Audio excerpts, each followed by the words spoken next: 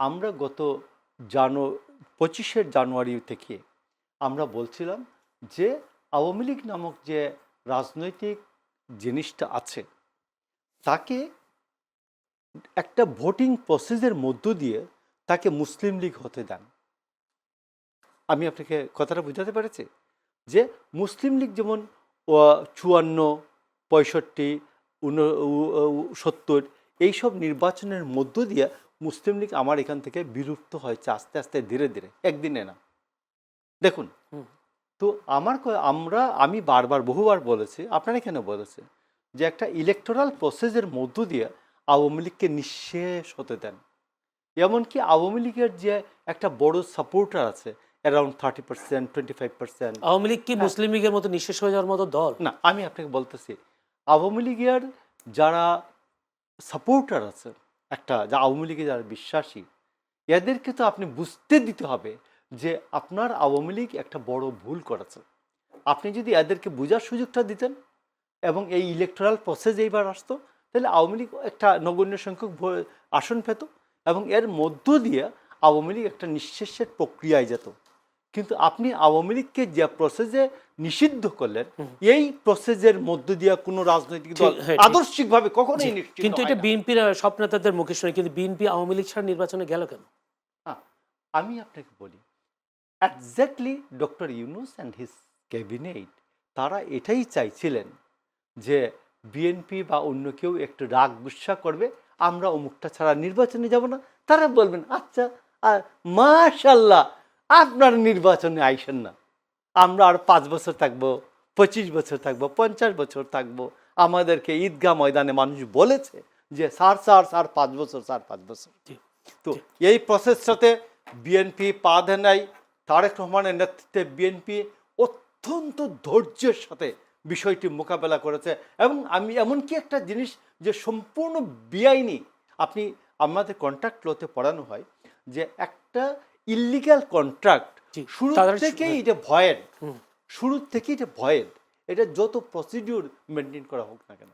তো এই গণভোটের যে ইল্লিগাল একটা প্রসিডিউর, এটাকেও সে মানতে বাধ্য হয়েছে এবং আজকে যখন হয়েছে তখন সালাউদ্দিন আহমেদ তিনি বলেছেন যে দিস ইজ টোটালি একটা ইল্লিগাল প্রসিডিউর, এটা মানতে আমরা বাধ্য নই।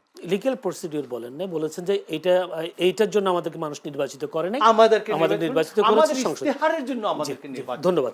আমি একটু যেতে চাই শরীফুজ্জামান শরীফ, তিনি কথাটা তুলেছেন বিএনপি সংবিধান সংস্কার পর্যায়ে স্বাক্ষর করলেন না বিএনপির এমপিরা এবং স্বতন্ত্র প্রার্থীরাও করলেন না, কিন্তু পক্ষান্তরে আবার জামায়াতের জোটগুলো তারা সংবিধান সংস্কার পরিষদের স্বাক্ষর করলেন।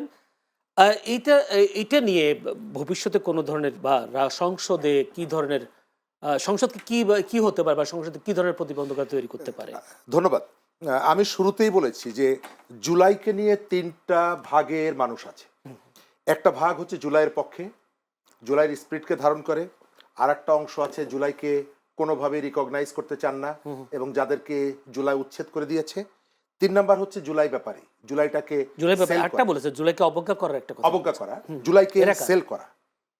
আমি বিএনপির জায়গাটা যদি বলেন, বিএনপি স্বাক্ষর করেনি। বাংলাদেশের রাজনীতিতে জুলাই ইস্যুতে বিএনপি যে ছাড় দিয়েছে অন্য কোনো রাজনৈতিক দল সেই ছাড় দেয়নি। বিএনপির যে সাংগঠনিক ক্ষমতা, তার যে জনপ্রিয়তা, এটা অন্য কোনো রাজনৈতিক দল, আমি জামাত বলছি, এনসিপি বলছি, অথবা অন্য কোনো রাজনৈতিক দলের যদি থাকতো তাহলে তারা নির্বাচনের জন্য 1.5 বছর অপেক্ষা করতো না। তারা এই যে সংস্কার এবং অন্যান্য যে প্রসিডিউরগুলো আমাদের এখানে আমরা মেনটেন করেছি, এগুলোর কোনো কিছু ধার ধারতো না। 3 মাসের মধ্যে সরকারকে নির্বাচন দিতে বাধ্য করত, তারপরে ক্ষমতায় বসে কতগুলো হয়তো রিফর্ম যদি করতো। বিএনপি এই জায়গাটায় যথেষ্ট ছাড় দিয়েছে এবং জুলাইকে অনার করেছে। তাদের যে 31 দফা, তার মানে এই না যে বিএনপি জুলাইয়ের কনসেপ্টের বিরুদ্ধে। তারা 31 দফা কিন্তু সবার আগে নিয়ে এসেছে যখন বাংলাদেশে আসলে গণঅভ্যুত্থানও হয়নি। সুতরাং জুলাই ইস্যুতে বিএনপির একটা কমিটমেন্ট আছে। তবে আজকে পার্লামেন্টে সই না করার যে সিদ্ধান্তটা, এই সিদ্ধান্তটা রাজনৈতিক সিদ্ধান্ত বিএনপির, এবং বিএনপির সেই অধিকারটা আছে। কেন? আপনি যে প্রসেসের ভেতর থেকে আপনি এক ধরনের ব্ল্যাকমেল করার চেষ্টা করা হচ্ছে বিএনপিকে, যে বিএনপি জুলাইয়ের চেতনাকে বিশ্বাস করে না। যদি সেটি হয়, বিএনপি সবার আগে স্বাক্ষর করেছে, এনসিপি গতকালকে কেন স্বাক্ষর করলো? তারা এত অপেক্ষা কেন করলো? তারা কি ভেবেছিল যে যদি গণভোটে হেরে যায় তাহলে এর কোনো দায় দায়িত্ব আমরা নিব না, সেই কারণে আমরা গণভোটের ফলাফল পর্যন্ত অপেক্ষা করি? তাহলে যে জায়গাটায় যে বিষয়গুলোকে আমরা সংস্কার কমিশন সামনে নিয়ে এসেছিল, অনেকগুলো জায়গায় ছিল রাজনৈতিক ধোঁয়াশা, সুস্পষ্ট কোনো জবাব নেই। বিএনপি যে প্রশ্নটি তুলেছে সংবিধান সংস্কারের যে কাউন্সিলের কথা, সেই কাউন্সিল তো আমার সংবিধানে নেই। তাহলে আপনি পার্লামেন্ট মেম্বারদেরকে, নির্বাচিত জনপ্রতিনিধিদেরকে আপনি কেন এই ধরনের একটা ব্যবস্থার মধ্যে ঠেলে দিলেন? যদি সংবিধানে কি গণভোট আছে? গণভোটও নাই, তার অর্থ হচ্ছে আপনি যদি বলেন তাহলে পুরো ব্যাপারটাই হচ্ছে সংবিধান পরিপন্থী, এবং এটি অবশ্যই চ্যালেঞ্জের মুখে পড়বে। কেন চ্যালেঞ্জের মুখে পড়বে? আজকে প্রেসিডেন্ট প্রধান উপমন্ত্রীকে শপথ বাক্য পাঠ করিয়েছেন, কিন্তু সংসদ সদস্যদেরকে পাঠ করিয়েছেন প্রধান নির্বাচন কমিশনার। অর্থাৎ উদ্ভূত পরিস্থিতিতে প্রধান নির্বাচন কমিশনার এটি করেছে। তো রাষ্ট্রপতির কাছ থেকে আপনি যে শপথটা নিলেন, তার অর্থ হলো যে আমাদের এখানে একক গণভোটের আগ পর্যন্ত যে সংবিধানটা আছে সেই সংবিধানটাকে আপনি ওন করছেন। তাহলে সেই সংবিধানে গণভোট নাই। আপনি সংবিধানের কোনোটা ব্যবহার করছেন আপনার পক্ষে গেলে, আর কোনোটা বিপক্ষে গেলে ব্যবহার করছেন। এই যে গণভোটটা আজকে আদালতে সব দলই করছে নাকি শুধু ম্যাক্সিমাম জায়গায় যাদের হাতে স্টিয়ারিংটা আছে, যারা তাদের ক্ষমতাটা দেখাতে পারে, তারা এই কাজটি করছে।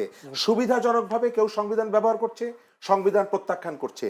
যেটা বলছিলাম, সংবিধান সংস্কার পরিষদে শপথ গ্রহণ করলেন না বিএনপি স্বতন্ত্ররা, এবং সেই কারণে আবার এনসিপির যারা সাংসদ তারা আবার মন্ত্রী পরিষদ সবার শপথ অনুষ্ঠানেও তারা গেলেন না। এই সর্বোপরি এই যে শপথ না নেওয়া, সংবিধান সংস্কার পরিষদে নতুন কোনো জটিলতা তৈরি হবে কিনা এক প্রশ্ন। দ্বিতীয় প্রশ্নটা হচ্ছে শরীফ ভাইয়ের, যে আসলে আমরা এখন সংবিধান যে যদি বলি 24 পরবর্তী যে সব দল, প্রত্যেকটা দল সুবিধা মতো সংবিধানকে ব্যবহার করেছে, এটার উত্তরটা একটু চাই। ধন্যবাদ আপনাকে জামাল ভাই। আপনি দেখুন, কতগুলো ছোট ছোট বিষয় আছে যেগুলি সংবিধান বিশেষজ্ঞ না হলেও বোঝা যায়। আপনি দেখুন, 1973 সালের 7ই মার্চ আমাদের এখানে প্রথম নির্বাচন অনুষ্ঠিত হয় পার্লামেন্ট, এবং সংবিধান গৃহীত হয় 16ই ডিসেম্বর 1972। সংবিধান গৃহীত হওয়ার পর থেকে রাষ্ট্রপতি কখনো আর আদেশ জারি করেন নাই। এটা প্রথাগতভাবেও ভ্যালিড না, সাংবিধানিকভাবেও ভ্যালিড না। মানে সংবিধান জারির পর থেকে, গৃহীত হওয়ার পর থেকে আর রাষ্ট্রপতির আদেশ জারির ক্ষমতা নাই, এবং এটা প্রথাগতভাবেও কখনো প্রয়োগ হয় নাই। আর আমি যদি 24 পরবর্তী থেকে তাইলে আপনি দেখুন 24 পরবর্তী সময়ে আপনি যে সংবিধানকে আপনি প্রটেক্ট করবেন, প্রিটেন্ড করবেন, ডিফেন্ড করবেন, আপনি বলে শপথ নিলেন, আপনি ডক্টর ইউনূস আপনার ক্যাবিনেট শপথ নিলেন।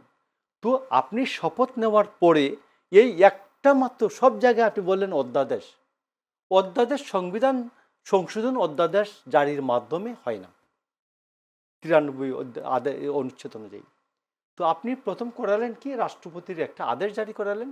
এই রাষ্ট্রপতির আদেশ জারিটা পুরোটা বেআইনি। এই বেআইনি কার্যক্রমের জন্য রাষ্ট্রপতি কখনো দায়ী নন। কেন নন? কারণ 48-এর 3 অনুচ্ছেদ অনুযায়ী রাষ্ট্রপতি প্রধানমন্ত্রী নিয়োগ এবং প্রধান বিচারপতি নিয়োগ ছাড়া, দুইটি কাজ ছাড়া আর কোনো কাজই প্রধান উপদেষ্টা বা প্রধানমন্ত্রীর উপদেশ ছাড়া করেন না। তাইলে এই যে রাষ্ট্রপতির আদেশ জারি করালেন, এটা টোটালি একটা বেআইনি কাজ করালেন। এই রাষ্ট্রপতির আদেশ জারির মাধ্যমে আপনি একটা গণভোটের আয়োজন করলেন। গণভোটের শপথ কি, গণভোটের পরে যে সাংবিধানিক পরিষদের বা কি হবে, কি বলে শপথেরটা কি হবে, এইটাও আপনি প্রণয়ন করলেন না। আজকে যে বিএনপির যে সংসদ সদস্য এবং মাননীয় মন্ত্রী সালাউদ্দিন আহমেদ, তিনি যা বললেন, তিনি বললেন যে এই সংবিধানের 3য় তফসিলে আমরা কি শপথ গ্রহণ করব তা বর্ণিত নাই। তাহলে এইটার সম্বন্ধে একটি আইন লাগবে, গণভোটের একটা আইন লাগবে। গণভোটের আইনের প্রেক্ষিতে গণভোটে নির্বাচিত সদস্যরা কি কি করবেন, এবং গণভোটে কখনোই ছিল না। গণভোটে আপনি কতগুলো প্রস্তাবনা বলছেন, এই প্রস্তাবনাগুলির পক্ষে মত আছে কিনা?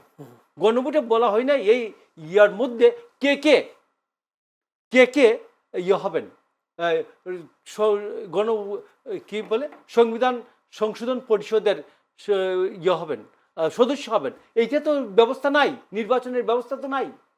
যদি বলা হইতো যে যেসব আসনে যারা পাশ করবেন, যারা হাবুট পাবেন, এর প্রেক্ষিতে কারা নির্বাচিত হবেন, এইটা তো নাই, সংবিধান সংশোধন পরিষদের নাই। তো আপনি কে নির্বাচিত হয়েছেন এটা তো বললেন না। হানা ভোটের মধ্যে তো কেউ নির্বাচিত হয় নাই। হানা ভোটের মধ্যে আপনার কতগুলো প্রস্তাবের কথা বলছেন, 84টা প্রস্তাবের কথা বলছেন। তো এই জন্য আমি বলছি যে সালাউদ্দিন আহমেদ যেটা বলেছেন যে আমাদেরকে মানুষ ইস্তেহারের প্রেক্ষিতে আমাদের সংসদ সদস্য নির্বাচিত করেছে, সংবিধান সংশোধন পরিষদের সদস্য হিসেবে কেউ নির্বাচিত আমরা হই নাই। হানা ভোটের মধ্যে কেউ নির্বাচিত হওয়ার ব্যবস্থা ছিল না, আপনি পরে দেখুন। তো এই যে একটা জগা খিচুড়ি মার্কা বেআইনি কার্যক্রম করলেন, আমি যখন বেআইনি বললাম- কার্যক্রম কোনটা, মানে গণভোটটা? গণভোটের মাধ্যমে যে আজকে যে বললেন যে সংবিধান সংশোধন পরিষদের আপনার সদস্য হয়ে গেছেন, এটা তো হওয়ার ব্যবস্থা নাই। তাইলে বলেন যে হানা ভোটে যে শুধু আসলে হা যে বিজয় হলো এটা?